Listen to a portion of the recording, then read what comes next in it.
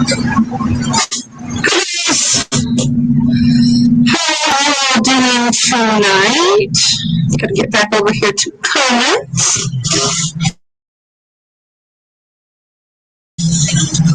We have got a very cool topic tonight. At least I think it's a cool topic. But first I am going to start off with some of our housekeeping things that I always do. Thank you guys for holding me accountable on some of this stuff. Because, if I didn't have you guys asking me where my water was at times,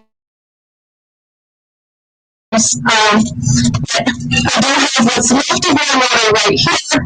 I've had about half of this, which this is a little over 16 ounces. So I had my 8 ounces this morning, and then I've gotten through this once, and I'm somewhere in the middle of my last bit of water. And so this week has been sort of a mixed bag on where I'm at. I should probably at least turn these fans off.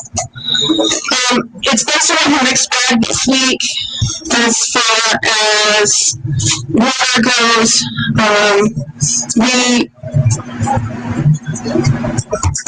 might very well have to turn that off there, because I don't know if you can hear it on the thing. Give me a second, I can go see. Okay, thank you. But I can just pull up your live. Thank you. So anyways, earlier this week, we typically buy our water in 5-gallon jugs. It's like we don't buy it, we get the refills at the store with the dispenser thing. So it's like reverse osmosis and filtered and everything. And I got a pump off of Amazon.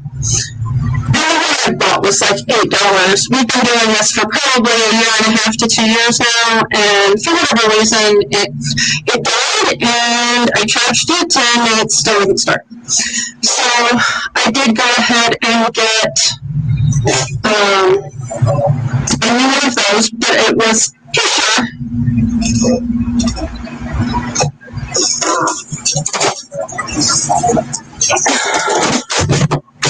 That's probably the fan.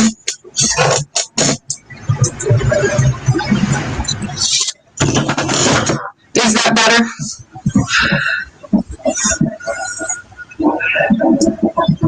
It's actually been a lot cooler here this week than he apparently thought it was hot back here, because he came and he put ice packs on top of the fan. So anyway, I did order another one of those, but I was drastically under what I should have been drinking for about 2 days. And it's been super hot here this week, so probably should have been drinking even more. But I'm back on track the last few days. I've gotten 40 ounces in. I think the two before that were when the pump had quit working, and I can't lift 5 gallons of water, much less try and actually pour it into something. They can. The wonders of having teenagers. They can do things like that. So, anyhow, that was a couple days, and then before that, I was definitely getting the 32. Some days I was getting the 40. Some days I wasn't getting past the 32. So it's been a mixed bag. I did start last week out with hives. I got a couple of mosquito bites today, which is not helping anything, but I don't have full-on hives at this point, so we'll see. I'm just leaving it at 40 ounces. One of my kids is like, well, you should probably be drinking more water than that. I had to work up to that.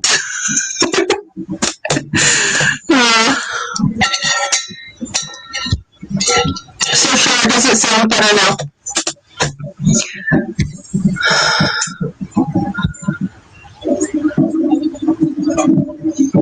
I don't know. Are you doing the Simply Summer Declutter Challenge? I know you're working on downsizing or possibly just got moved in. Why are you bringing me that?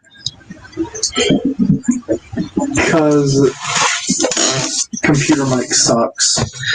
Okay, well, I'm not hooking all that up while I'm live, so. You don't have to. I will. Yeah, no. Why? Because it's a whole other time that I'm live. Well, you can sit there and still talk. I'll just be quiet. Oh my god. No. Fine. You can do that later, dear.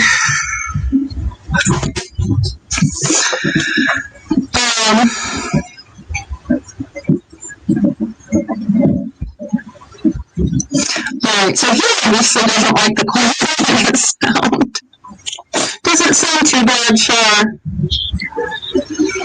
I don't know how much of a pain that mic was to set up the first time, and then it sounded like I had aliens in the background.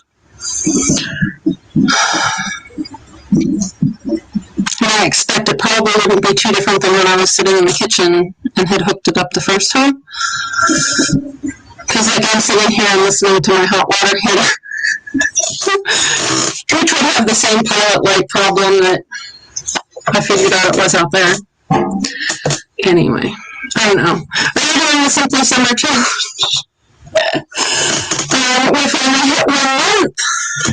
And people are finally starting to see notifications on that again. So we've got lots of people jumping in.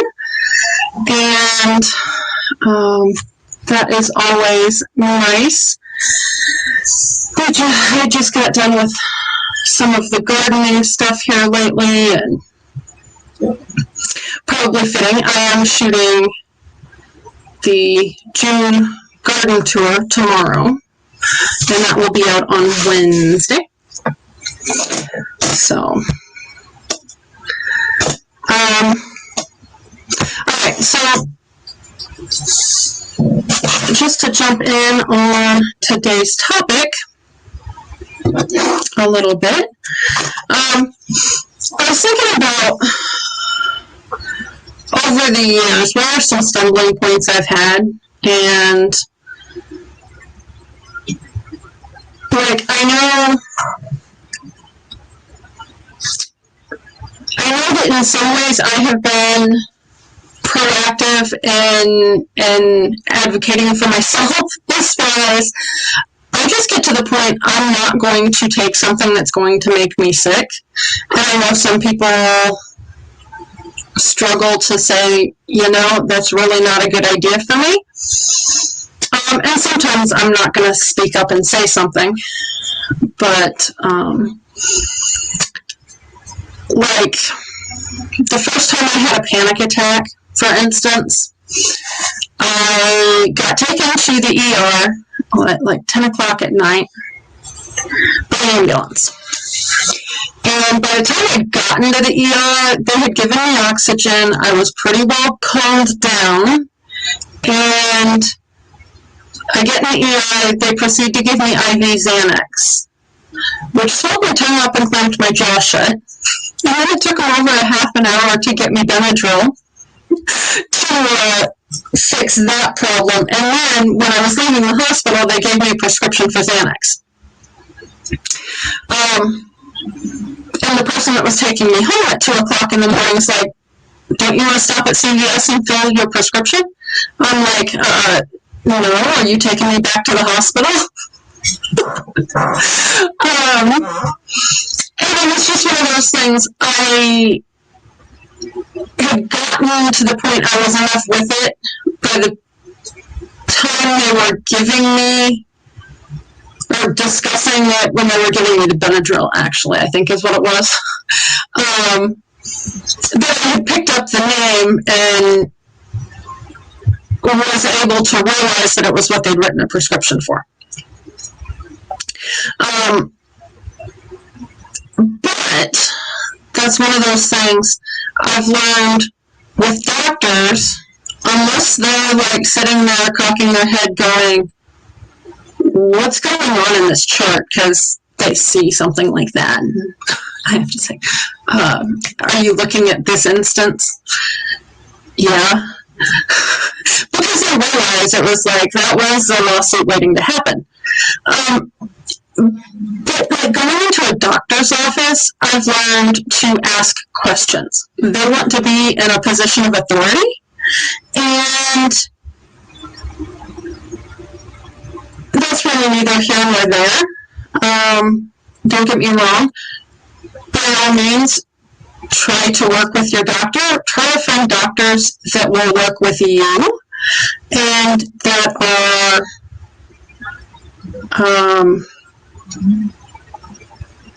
going to be open to listening to you instead of just throwing pills at you. Because if they will hand you a prescription when you're 1 or 2 symptoms into a list of 20, a lot of times they aren't actually paying attention. So that's one of those things that it's not,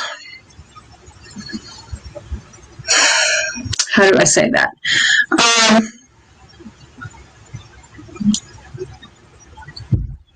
It's not like you're questioning their authority by asking questions, and sometimes you can learn to understand why they're saying what they're saying so that you can more effectively explain why you're not sure their first impression, or what they're, even if they do listen to you, if they're wanting you to do something you're really not comfortable with,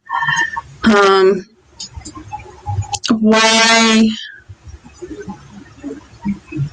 it helps you more effectively communicate with them in a way that doesn't threaten their authority. I don't know, is that just me?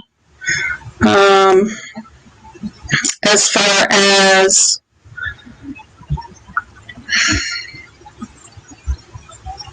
having doctors that if you question them, they're really not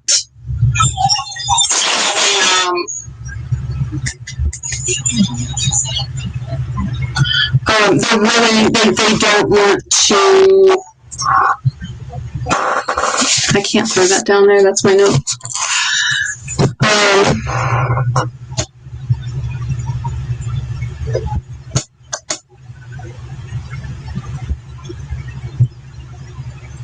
Yeah, anyhow.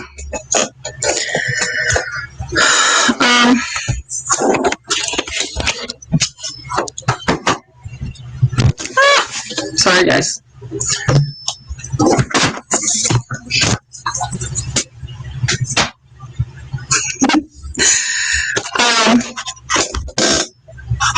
So asking questions is a good way to not insult them and to possibly put you in a better position to say, that doesn't really fit what I've been seeing. Another one, hey Fabian, how are you doing tonight? I didn't put headphones in this. How does the audio sound to you, Kenny? My son was wanting to set up a boom mic and everything. It won't even fit this table, I don't think.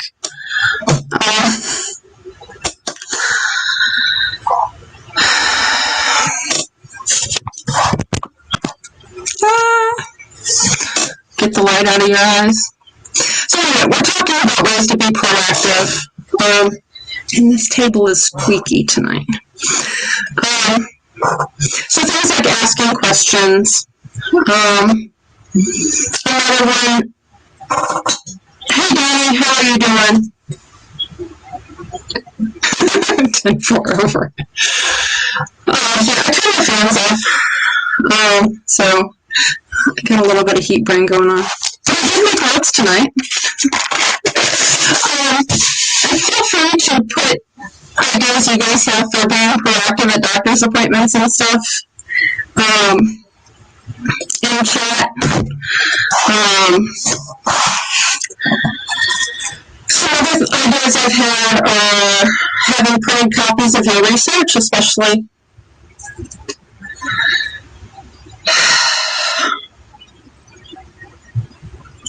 All right. I'm still not letting him set up that mic because I know I'm going to have to download software. But I'll switch over to the phone. Let's see if that helps it.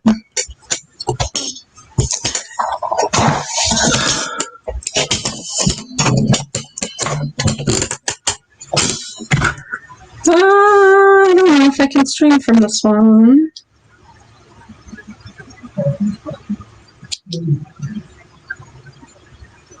Streamer.com.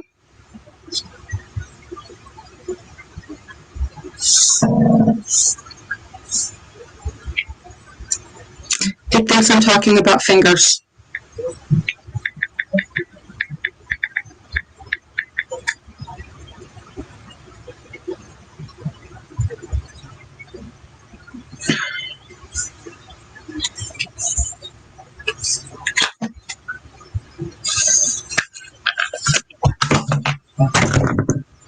Well, that's not what I wanted to do.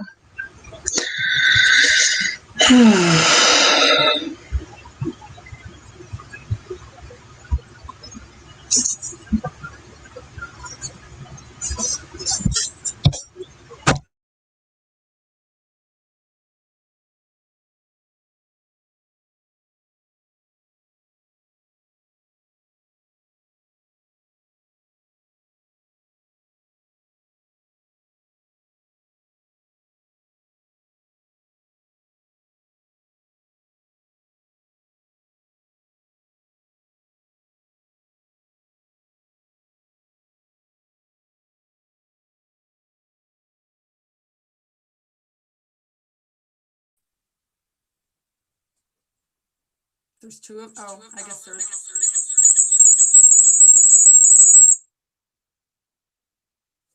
Okay, other than like only seeing my mouth.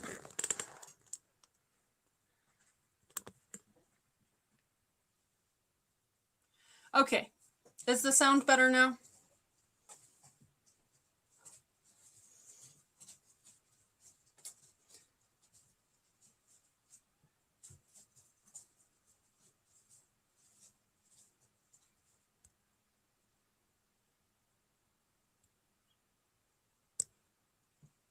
Okay.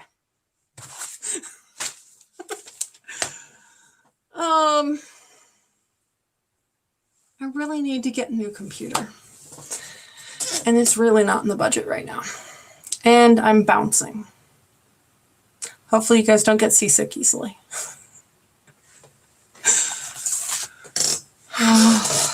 Okay. So anyways, topic for tonight was like ways that you can be proactive about your health. I kind of had it centered around two different things, at the doctor's office and then just otherwise. I don't know what that was. So the first thing I had spoken about was asking questions. I have noticed that pretty much any of the doctors I've been to, with the exception of one, and I have a feeling he had some clue about the mast cell stuff and just didn't have good resources for it. Most of them typically do better if you can ask questions, and it's a really backwards way to go about like explaining on with you on it. But I don't know. It's one of those things that if I can counter an assumption that's incorrect with a question, it usually goes better. A second one,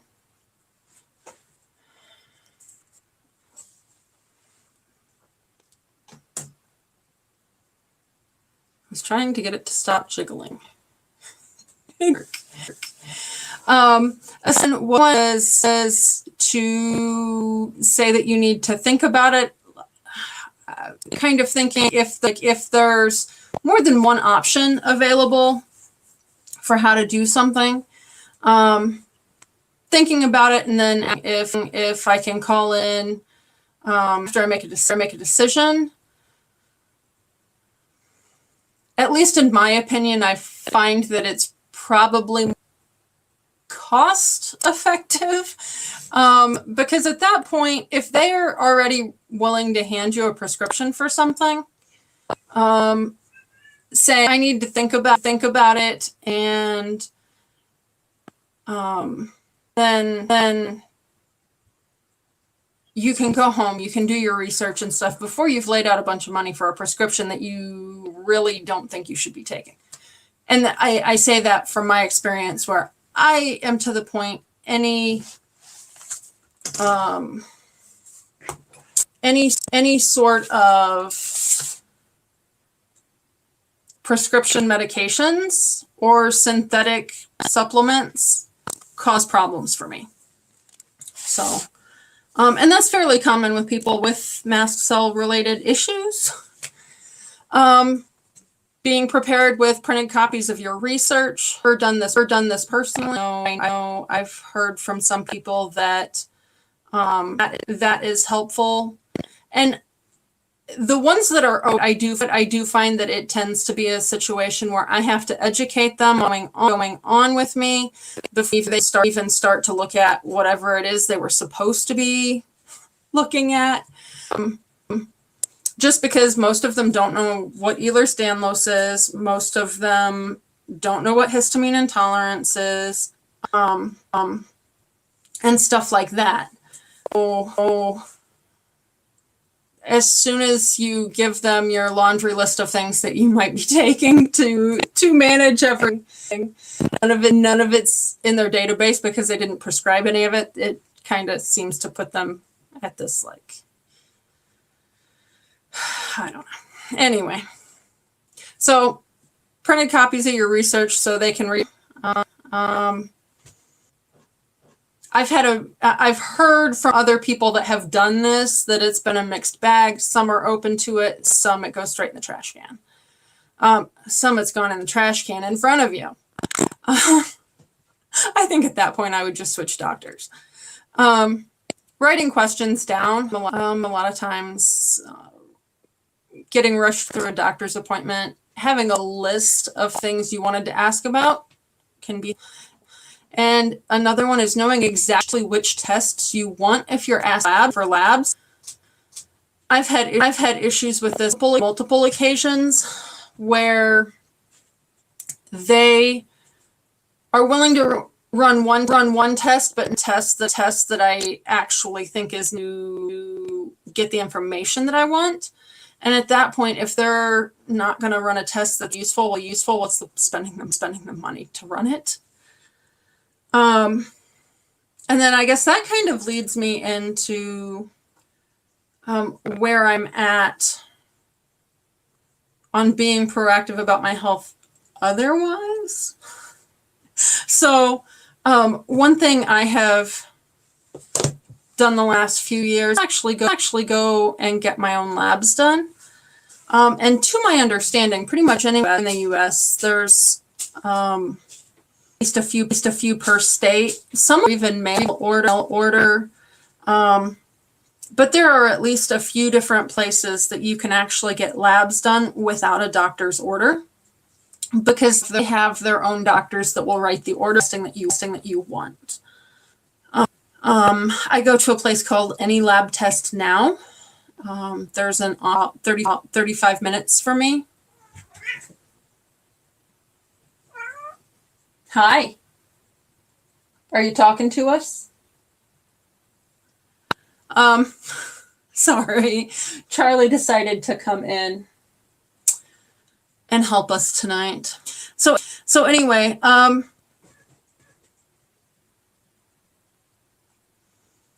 yeah, you can get your own labs done. And like my my regular doctor has said she won't look at anything related to hormones until after I'm past menopause. And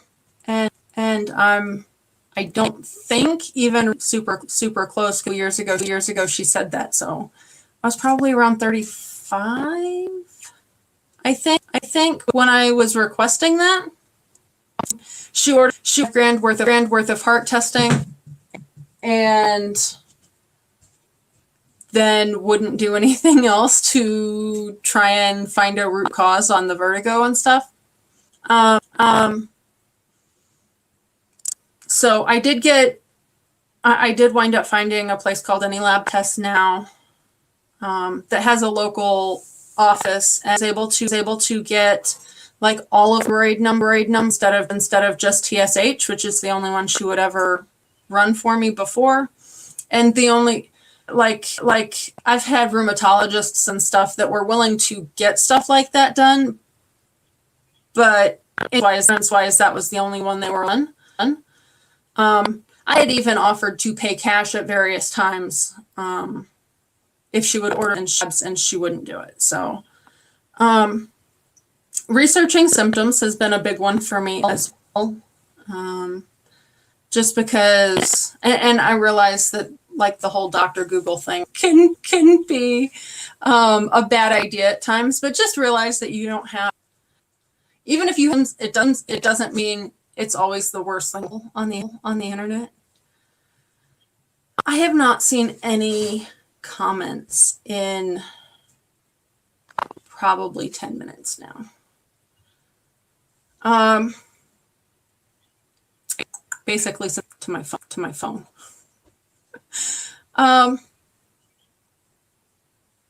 So I don't know. If somebody's in chat, like, you let me know if you can still hear me and everything is okay.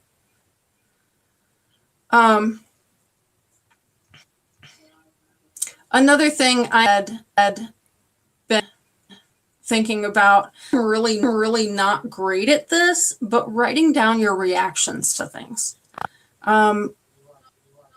With histamine intolerance, one major is disordered eating. And when I've tried to do food journals and stuff, I want eating. So I typically don't do that, but I think things in reverse, I guess. So say I'm having reactions, I can look back and say, okay, I ate this, and I ate this, and I ate that. And these are the weather conditions. These are the dem conditions in the house. These were some of the activity. I can recall that kind of thing for, maybe two. And, like, maybe not in tons of detail, but enough to get an idea of some of the different things that might be going on. So, and that's another thing. I have actually, rather than trying to write stuff down and like that, if it's not in front of me, I'm going to do it. I've just learned that much about myself. So I actually will make notes in my phone. I have an app, and it's actually, the way it's sold is for like period tracking, but it has like symptoms, and you can toggle on or off if you've got those symptoms. And it's got places for what medications you're on, if you took something or you didn't. If you can also like rate your symptoms on like this was a little bit of a problem, or this was a huge issue. Makes it really easy for that.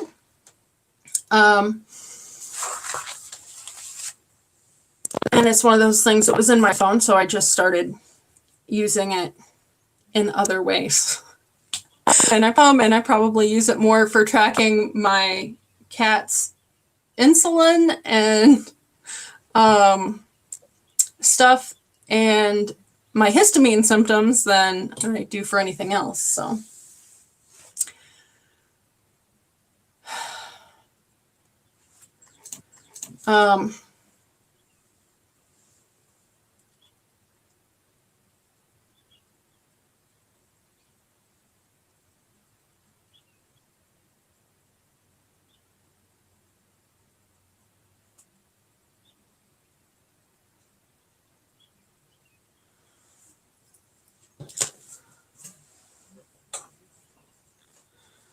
So this isn't going to be much of a discussion if I can't see any of your comments. So I think I am going to go ahead and end this here and see where we go from there. Karen is not going live tonight, so just a short live stream for me. I am going to do my premiere on Wednesday this week, and of course, on Thursday night at 10, I will be starting cap on herb journaling. I realized after I signed off last Thursday that I'm actually done with the rosemary. So I'll let you guys see the completed version of, and then we will dig right into skullcap this week. And I guess I am going to go fix supper. Hopefully my other phone is charged because I'm on recording my Foodie Friday video tonight. So I will see you guys in a couple of days.